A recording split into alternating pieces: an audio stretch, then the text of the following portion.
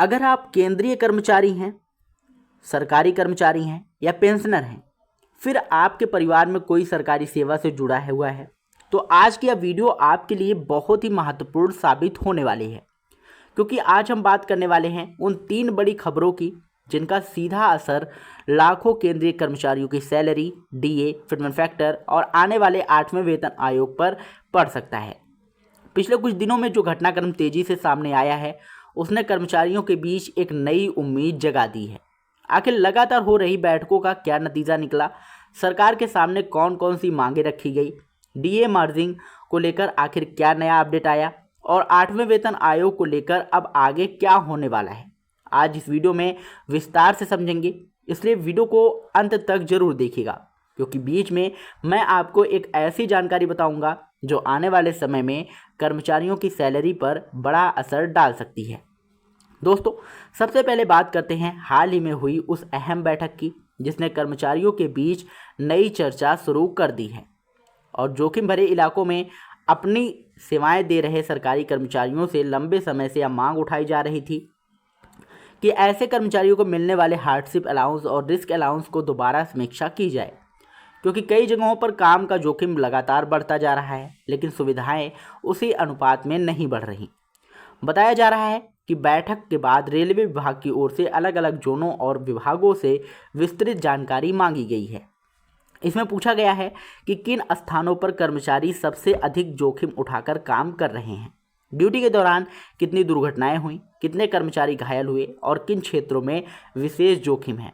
इसका उद्देश्य भविष्य में भत्तों की समीक्षा के लिए वास्तविक आंकड़े तैयार करना माना जा रहा है। अगर यह प्रक्रिया आगे बढ़ती है तो आने वाले समय में जोखिम वाले क्षेत्रों में काम करने वाले कर्मचारियों को राहत मिलने की संभावना बन सकती है। अब इसी बीच दूसरी और सबसे ज़्यादा चर्चा में रहने वाली खबर सामने आती है, जो महंगाई भत्ते यानी कि डीए मार्जिन से जुड़ी हुई है। पिछले काफ़ी समय से कर्मचारी संगठन लगातार यह मांग कर रहे हैं कि अगर 8वें वेतन आयोग को लागू होने में लंबा समय लगने वाला है तो बढ़ते हुए महंगाई भत्ते को मूल वेतन में शामिल करने पर सरकार को विचार करना चाहिए। इसी मुद्दे को लेकर कर्मचारी नेताओं ने वित्त मंत्रालय के वरिष्ठ अधिकारियों से मुलाकात की और अपनी बात विस्तार से रखी। मुलाकात के दौरान यह तर्क दिया गया, यदि नया वेतन आयोग लागू होने में 2 साल तक का समय लग जाता है तो कर्मचारियों का डीए लगातार बढ़ता रहेगा।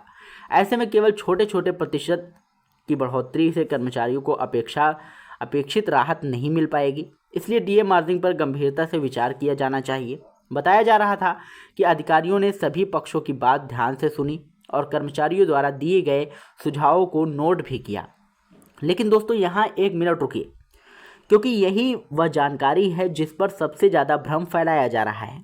सोशल मीडिया पर कई लोग यह दावा कर रहे हैं कि सरकार ने डीए मर्जिंग को मंजूरी दे दी है, जबकि सच्चाई यह है कि अभी तक ऐसा कोई आधिकारिक आदेश जारी नहीं हुआ है। मांग जरूर रखी गई है, चर्चा जरूर हुई है, लेकिन अंतिम फैसला सरकार की आधिकारिक अधिसूचना के बाद ही माना जाएगा। इसलिए किसी भी वायरल पोस्ट या अपुष्ट खबर पर भरोसा करने से पहले आधिकारिक जानकारी का इंतजार जरूर करें।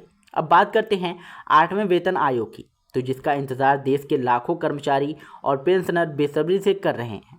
अलग अलग कर्मचारी संगठनों ने सरकार को अपने सुझाव सौंप दिए हैं। कई दौर जो है कि बैठकों में वेतन संरचना, भत्तों, प्रमोशन, फिटमेंट फैक्टर और अन्य मांगों पर विस्तार से चर्चा हो चुकी है।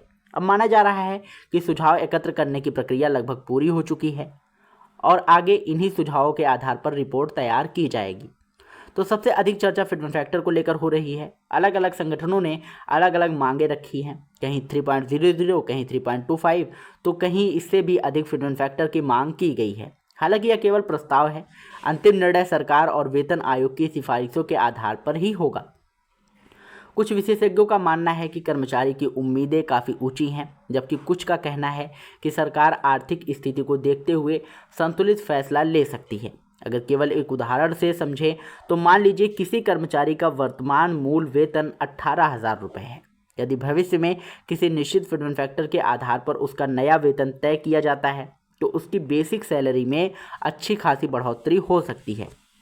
इसी तरह यदि नया वेतन आयोग पिछली तिथि से लागू किया जाता है तो एरियर मिलने की संभावना भी बनती है, लेकिन एरियर की वास्तविक राशि इस बात पर निर्भर करेगी कि सरकार किस तारीख से नया वेतन लागू करती है, कौन सा फिटमेंट फैक्टर स्वीकार करती है और अंतिम वेतन निर्धारण कैसे किया जाता है। इसलिए अभी किसी निश्चित राशि का दावा करना सही नहीं होगा।